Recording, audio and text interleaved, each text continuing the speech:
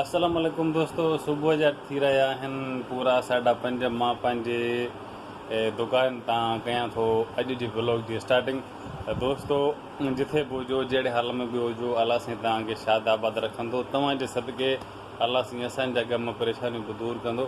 त दोस्तों अॼु तमामु इंट्रस्टिंग वीडियो थियण वारा आहे, ॾिसिजो पूरो। अॼु तव्हांखे मां पूरे ॾींहं जी रूटीन ॾेखारींदुमि। सुबुह जा 5:30 थी रहिया आहिनि। मां पंहिंजो दुकानु अलाह साईं जो नालो वठी खोलियो आहे। रोज़ी ॾियण वारो मालिक साईं आहे। उमेद आहे तव्हां सभु ॿाहिरि ख़ुशि हूंदव, ठीकु हूंदव, वशाश बुशाश हूंदव। त शुरू कयूं था अलाह साईं जो नालो वठी अॼु व्लॉग। अॼु तव्हांखे मां पूरे ॾींहं जी रूटीन ॾेखारींदुमि।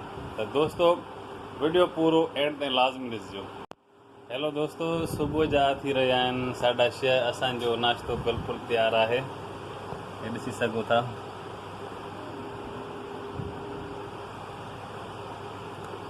हिन महिल आउं कंदुमि नाश्तो। उमेद आहे तव्हां सभु भाइर बि नाश्तो कंदा हूंदव या नाश्ते जी तयारियुनि में हूंदव।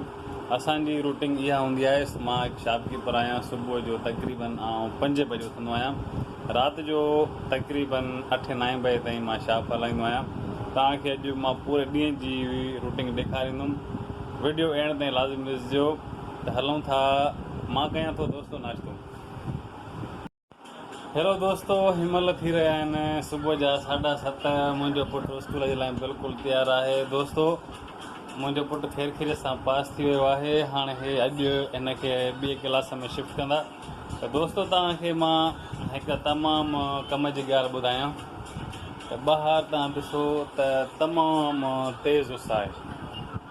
हीट स्ट्रोक जो तमामु वधण जो तमामु घणो माना ख़तरो आहे। तव्हांखे जेतिरो थी सघे पंहिंजा ॿार हुजनि, पंहिंजा बुज़ुर्ग हुजनि ऐं पंहिंजी सिहत जो तव्हांखे हिन मौसम में तमामु वधि में वधि ख़्यालु रखिणो आहे। मुर्गी, मच्छी, तरियलूं शयूं जेके बि आहिनि कुझु बि न आहे खाइणो। थधो पाणी, जूस, कोल्ड ड्रिंक ऐं गर्मीअ में तव्हांखे जेतिरो थी सघे ओतिरो तव्हां विञो, थधे पाणी जो इस्तेमालु कयो। गरम शयुनि खां परहेज़ कयो। खाइण में सब्जियूं, थधियूं भाॼियूं, दही, लस्सी जो इस्तेमालु तव्हां इलाही कयो। तव्हां जेतिरो पंहिंजो ख़्यालु रखंदव, पंहिंजे बचड़नि जो ख़्यालु रखंदव, ओतिरो हिन मौसम में तव्हांजे लाइ फ़ाइदो आहे। त दोस्तो अॼु ख़ैर सां मुंहिंजो पुटु स्कूल वञी रहियो आहे। त तव्हांखे ॿुधायुमि तव्हां पंहिंजे बचड़नि जो वधि में वधि सिहत जो ख़्यालु रखो। गर्मी शदीद आहे।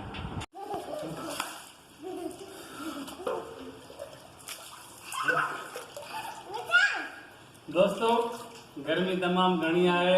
हे मुंहिंजा 2 ॿार आहिनि, मां विझी रहियो आहियां।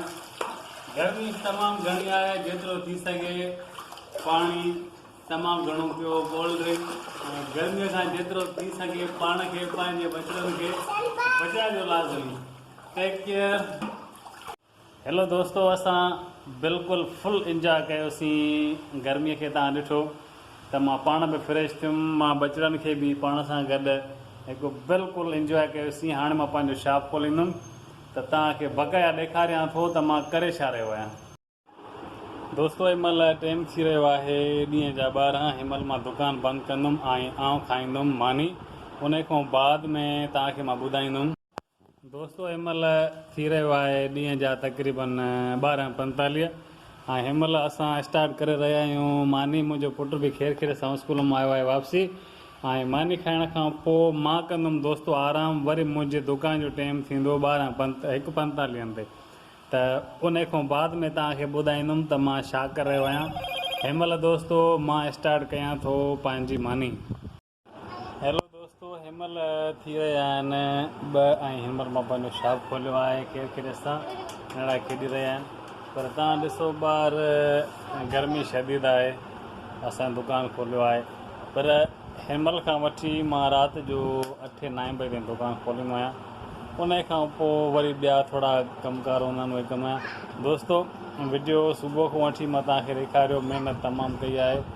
का मिस्टेक हुजे, का ख़राबी हुजे, का कमी पेशी हुजे, तव्हां मूंखे ॿुधायो।